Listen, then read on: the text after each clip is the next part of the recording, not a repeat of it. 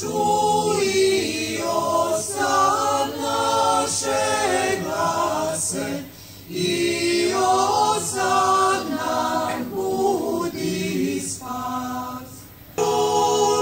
Srbiju na Bože kraj, ti se srpski rod iz mračnoga sinu vekovne borbe plod. Bože spasi, Bože brani srpske oni, moliti se srpski rod.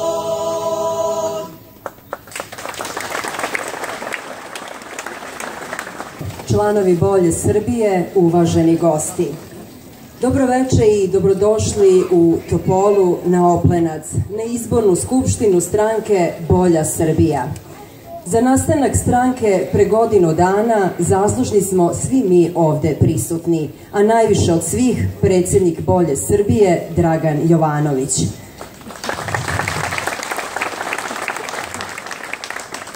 Bolja Srbija je najmlađa politička stranka u Srbiji, nastala upravo ovde u Topoli. U skladu sa imenom naše stranke postavili smo cilj da doprinesemo stvaranju bolje Srbije za sve nas.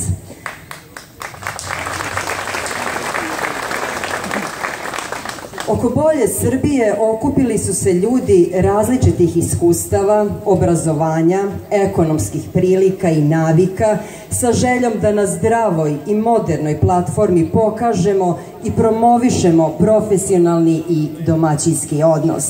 Svako u onome u čemu je najbolji, u svome domaćinstvu, privatnom preduzeću ili lokalnoj samoupravi. Leskovca, Vlasotinca, Vladičinog Hana, Babušnice, Prijepolja, Priboja, Nove Varoši, Ljubovije, Kragujevca, Žabara, Smedereva, Sjenice, Loznice, Kraljeva, Novog Sada, Mionice, Ljiga, Šapca, Malog Zvornika, Knića, Rače, Valjeva, Aranđelovca, Ćuprije. Pred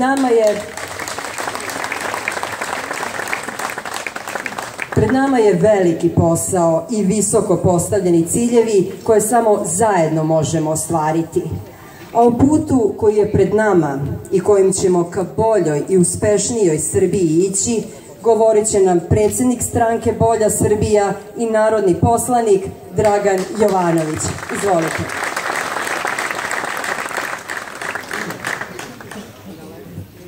Braćo i sestre, dame i gospodo, pomaže Boga. Braćo i sestre, evo stojimo na ovom istorijskom mestu, na Oplencu, podno velike bele crkve, pod novih lipa, kada bi one mogle da pričaju večeras i da nam kažu kakvi su sve ovdje bili burni istorijski događaji, da govore o srpskom junaštvu, nekad o neslozi, ali o nečemu što su Srbi uvek imali, a to je hrabrost, to je viteštvo. To je ono što je dovelo do toga da vožd Karađorđe pogleda sa jedne ili sa druge strane i da ovo što golim okom vidite sa Oplenca bude 804. jezgro savremene srpske države. Savremene srpske države prošlo je 2 veka od tada, dragi prijatelji, ali evo, mi smo nekako ponovo na početku. Davno su bile 90. godine kad je uveden višepartijski sistem u Srbiji. Davno je to bilo vreme kada su mi nekako svi iz istog korena krenuli da ničemo, najčešće u borbi za nešto zašto su ginuli i naši preci i naši očevi i naši dedovi. A to je sloboda, to je pre svega jednakost i ista šansa za sve nas i za našu decu i za naše porodice.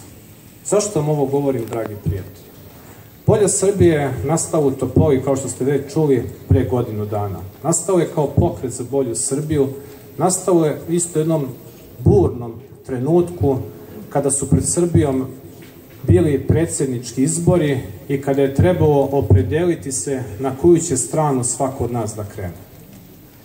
Ja sam i tada, naravno uz pomoć i podršku svih vas i vaše energije, krenuo putem koji treba svima nama, našim sredinama, pre svega lokalnom politikom, da donese jedno bolje sutra, jednu bolju Srbiju koja će da krene iz naše porodice, koja će da krene iz naše ulice, koja će da krene iz našeg sokaka i da se lagano preliva preko opština, preko gradova, preko okruga i da dođe do samog srca Srbije, a to je naravno Beograd kao kruna čitave priče. Bolja Srbije je preležala sve dečje bolesti.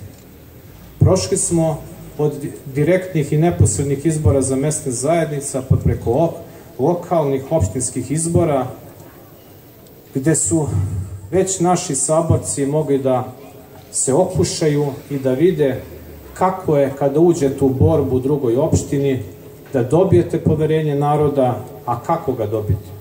Pa pre svega ličnim napregnućem i pre svega onim idejama koje smo mi napisali u programu i statutu Bolje Srbije, oko kojeg smo se i večeras ovde okupili. Taj program i statut Bolje Srbije, dragi prijatelji, šta on treba da donese svima nama?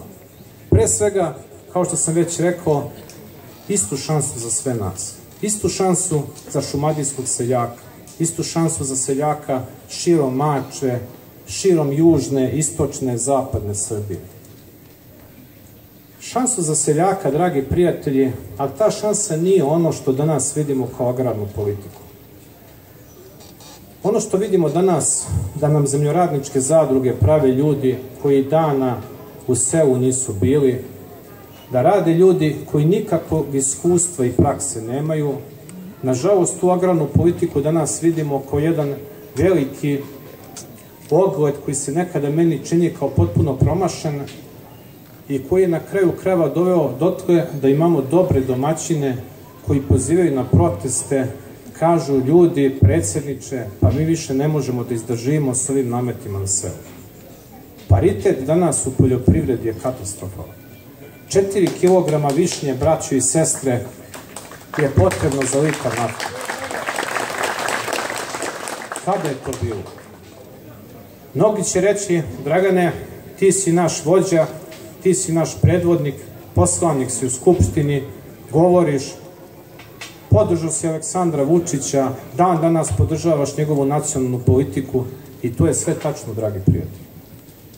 Ali ono što ne mogu da podržim jesu i kad se, ajde samo još trenutak zadržim na toj nacionalnoj politici, ona se danas vodi po meni jedinim putem koji je moguć.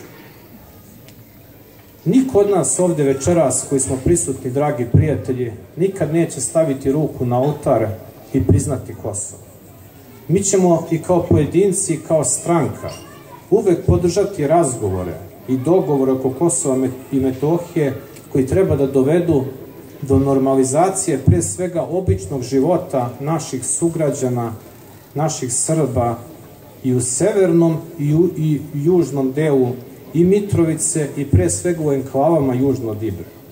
Ali nikada niko od nas, i to kažemo na ovom svetom mestu ovde na Oplencu, ne može niti da očekuje, niti da se nada da ćemo mi podržati nekakav trajni potpis koji će i naši deci i našim unucima oteti Kosovo za svako. To, dragi prijatelji, ne smemo, ni zbog naših junačkih predaka i zbog svega ovoga što vidite, a još jednom da kažem, i zbog naših potomaka. Ali ono što hoću da posebno podvučem večeras, dragi prijatelji, kad sam rekao oko agrara i oko velike muke koje svi skupa imamo. Ovde smo u Šumadiji, ovde smo u Topoli, hvalimo se s pravom da imamo najkvalitetniju poljoprivrednu proizvodnju južno od Save i Dunava, hvalimo se da imamo sve resurse oko turizma, hvalimo se da budemo uspešno mesto, uspešna regija, ali uvek nam fali taj jedan iskorak. Taj iskorak, dragi prijatelji, mi ne možemo napraviti ako nemamo utice na nacionalnu politiku. Mi ne možemo napraviti iskorak, dragi prijatelji, ni kod drugačijeg pravljenja agrarnog budžeta, ni kod drugačije rasporede sredstava za subvencije za privrednike. Ako sutra ne budemo imali poslanike u Skupštini, ako sutra srpski seljak ne bude mogao da lupi šakom o sto i da kaže nas je ovde 20, 30, 50 i bez nas neće ni jedan zakon, ni jedna odluka moći da se donese. Tada, braćo i sestre, će se druga pesma pevati. Ovako, nama, nažalost, kreiraju agrarnu politiku ljudi koji to ne znaju, a najveći je problem što niko to i ne zna da im kaže. Sada, ja u srpskom parlamentu pokušavam da govorim. Mi smo svedoci svih šta se dešava ovih dana, da nam ljudi izlaze na ulice, da protestuju, da traže smanjenje cena naftnih derivata. I, dragi prijatelji, svi mi ovde koji smo se okupili, jasno i glasno kažemo, potpuno se slažemo i pre svega smatramo da se akcize na dizel gorivo za povraćaj poljoprivrednicima što pre moraju smanjiti i moraju urediti da se to donese već do jeseni. Ja ne mogu ni kao čovek, ni kao predsjednik ovde Skupštine opštine, ni kao poslanik da se složim sa blokadama koje utiču na normalan život drugih ljudi, na radove u poljima, na lečenje i na sve ostalo.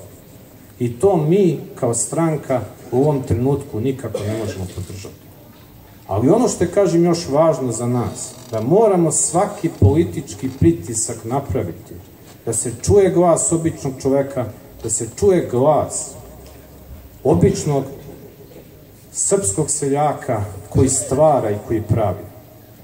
Dragi prijatelji, vi na televiziji svaki dan možete slušati kako je velika razvojna šansa Srbije, IT industrija, usluge, sve je to lepo, dragi prijatelji, i niko od nas nema ništa protiv toga. Ali srpsku državu je stvarao srpski seljak i njegov opanak i njegova proizvodnja. I mi to kao narod i kao zemlja nikada ne smemo, braćo i sestre, da zaboravimo. I zbog toga mi smo se okupili da napravimo politiku koja će doneti u svim ovim sredinama, a danas je ovdje prisutno više od 300 delegata, boljitak. Boljitak koji će doneti jedna stranka koja će imati čvrstu hijerarhiju, stranka koja će imati jasan program. Ovo je nov početak koji se rađa u Šumadiji, koji se rađa na Oplencu i koji će se kao požar širiti Srbijom. Dragi prijatelji, naravno, već sam rekao na šta će bolja Srbija staviti osnovni akcenat u radu. Ali ono što hoću takođe da podvučem jeste politika koja će doneti građanima jasan program pomoći, kako radnicima, tako i preduzetnicima. Ja sam jedini poslanik u Skupštini Srbije koji jasno govori da se moraju isplatiti zaostale obaveze bivšim radnicima propalih državnih preduzeća. Ako je država mogla da reši pitanje stare devizne štednje, ako je mogla da reši druge socijalne probleme, mora rešiti taj problem nekih stotina hiljada naših sugrađana koji su radili u državnim firmama i nisu krivi što je država bila loš poslodavac, što nije znala da gazduje sa tim firmama i što je došla do toga da te firme ili propadnu ili odu stečaj pa se stečaj privatizuju, a bivši radnici dobiju, nažalost, samo izvršne sudske presude koje su u ovom trenutku prazno slovo na papiru i gde očekuju, a neki, nažalost, niti mogu otići u penziju, neki su već i preminuli i ne mogu dobiti to zadovoljenje koje je potrebno da dočekaju mirnu starost. A ti ljudi, ne samo ovdje u Šumadiji, već širom Srbije su stvarali ovu državu. Zbog toga, dragi prijatelji, njih ne smemo zaboraviti i njihove stavove uvek moramo zastupati. Šta je to što sutra mora doneti bolji život u ovoj zemlji? To je privreda i to je privredna aktivnost. Bolja Srbija jasno i glasno govori da je potrebno da vlada Srbije subvencioniše privredu koja će doneti pre svega nove tehnologije. Nažalost, braći i sestre, zbog ratova i sankcija Srbija je prespavala čitavu jednu tehnološku revoluciju. I zbog toga nam je potrebno da i kada dolaze strani investitori i ako treba iz državnog budžeta da se subvencioniše, treba subvencionisati firme koje će doneti nova radna mesta i novu tehnologiju koja je neophodna da bismo mi podigli naše kapacitete i naše resurse. Ali mi kao Bolja Srbija se nikada nećemo složiti da se subvencionišu našim parama turske, konfekcionarske i ne znam kakve firme koje daju po 20 ili 24 hiljade dinara plate. Sa takvim zaradama niko od nas ne može ni da preživi 10 ili 15 dana, braći i sestre.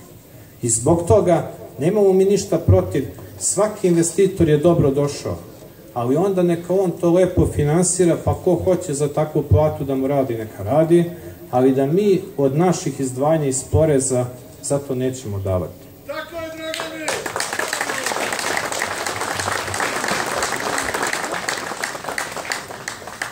Ono na što će Bolja Srbija također stavljati akcenat, to su preduzetnici.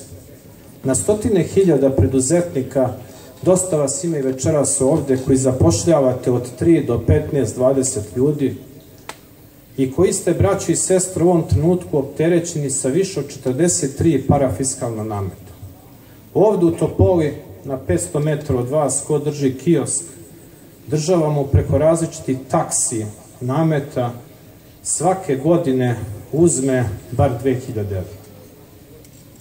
To je nešto na šta moramo svi skupo obratiti pažnju i na šta država, ako misli da pospeši zaposlenost i da mladi ljudi, kada završe srednju školu, ne misle samo kako će da se zaposle u nekoj državnoj firmi i državnoj službi, već da imaju preduzetnički duh i da ga taj duh razvijaju i da se šire iz godine u godinu, to svaka opština, svaki grad, naravno i Republika, tamo gde bude Bolja Srbija imao uticaj, mora se zalagati za ove osnovne principe. Tamo gde ćemo također staviti jak akcenat, to je, braćo i sestre, nešto što nas očekuje, a to je kada mi pomenemo zaštitu životne sredine i kad pomenemo ekologiju, mnogi samo slegnu ramenima pa kažu, brate Dragane, pa mi smo gladni, pusti sad to zaštitu, braćo i sestre. Za 2 godine, već do 2020. godine, opštine i gradovi koji ne budu imali sa cijelog područja svoje teritorije organizovan odvoz smeća, neće ovako moći da izvoze hranu. Mi smo u ozbiljnim pregovorima za ulazak u Evropsku uniju. Ja znam da mnogi ovde koji sede i koji stoje ovde na Oplencu večeras kažu, ma šta će nama ta Evropska unija? Braći i sestre, mi smo ovde u Srbiji, na ovom brdovitom Balkanu. Neko nas sad sa zapada kaže da smo mi nekakav region, a to kad čujete region, to znači bivša Jugoslavija. Ali jednu stvar ne smemo da zaboravimo. Da bismo mogli da damo šansu generacijama koje dolaze, mi im Srbiju moramo ostaviti čistu i moramo voditi računa o svim resursima koje imamo. I zbog toga prljava tehnologija i sve ono što nam dolazi u ovom trenutku kroz različite kanale sa zapada, jer taj isti zapad je uredio svoje ekološke zakone vrlo čvrsto, jednoga dana može nama napraviti puno problema.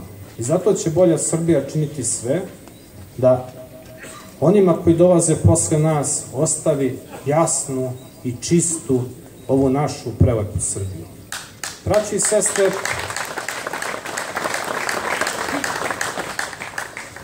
hvala vam što ste večeras došli. Hvala vam što sve ove godine verujete mene. Bez vaše energije i vaše pomoći mi sigurno ne bismo uspeli i ne bismo imali snage i hrabrosti da budemo svoji, da budemo samostalni, da budemo ovakvi kakvi smo danas. Zahvaljujem se i dragim prijateljima, pre svega mom dragom prijatelju i kolegi Veroljubu Verku Stevanoviću koji je večeras došao sa nama i što će Bolja Srbija odmah nakon ove skupštine potpisati jedan protokol o saradnji i gde će nama zajedno za Šumadiju postati sestrinska stranka. Ovdje imali još naših prijatelja o kojima ćemo nešto kasnije, koji će raditi sa nama i koji će biti oni koji će nam i govoriti nekad i savjetovati nas kako i koju politiku da sledimo i kako ćemo ići putem koji će našim sredinama, našim mestima doneti boljitak u svakodnevnom životu. Braći i sestre, morate biti hrabri. Morate ono što nosimo sa sobom, a to su rezultati našeg rada iz prošlosti, rezultati iz naših sredina. Kad odete u bilo koje selo ovdje u Šumadiji, oni će da kažu ovdje je Dragan bio, ovdje je Dragan radio. Kad odete u Kragujevačka sela, oni će da kažu ovdje kad je bio Čile Verko, tada je se radilo. Braćo i sestre, i to je tako. Narod pamti i narod zna. Mi ćemo u svakom trenutku podržati nacionalnu politiku koju u ovom trenutku vodi Aleksandar Vučić. Ali ćemo u svakom trenutku pozvati Republičku vladu, resorne ministarstva, javna preduzeća, da se dobro obrati pažnja kako se radi i šta se radi. Još jednom, braći i sestre, hvala vam što ste došli, želim vam dobro zdravlje, ja ću ubrzo biti u svakom vašem gradu, u svakoj opštini. Nas već od septembra meseca očekuju veliki poslovi i veliki zadaci. To su opštinske skupštine gde ćemo u svakom mestu sadašnja povereništva pretvoriti u opštinske odbore. Tada ćemo, braći i sestre, moći i na svakom vašem mediju da jasno prezentujemo našu politiku i te rezultate koje svakodnevno sprovodimo u našim gradovima gde sada obavljamo lokalnu vlast.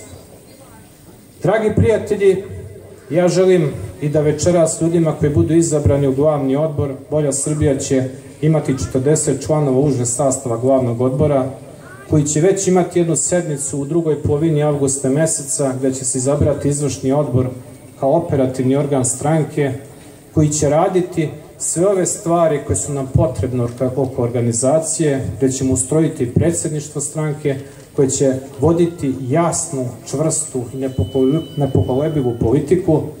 To su sve stvari koje nas očekuju vrlo brzo. Do tada, braći i sestre, ovo će biti jedno toplo leto, kako sada stvari stoje, veoma burno. Mi moramo biti mudri i moramo istrajati u našoj politici. Još jednom želim vam svaku ličnu sreću. Da se okupljamo, da nas bude sve više, da se ovaj naš dobri glas širi, da Oplenac, potomci Karađorđevića, budu ponosni na nas, na naše pretke koji su s Karađorđa ginuli ustancima, koji su ginuli sa kraljom Petrom, kraljom Aleksandrom, stvarali jednu veliku, moćnu državu koja se u krvlju raspala, a sada mi ovde na Oplencu hoćemo i napravit ćemo jaku, čvrstu i modernu stranku koja će doneti bolje Srbiji. U to ime živeli i neka nam je svima sa srećom.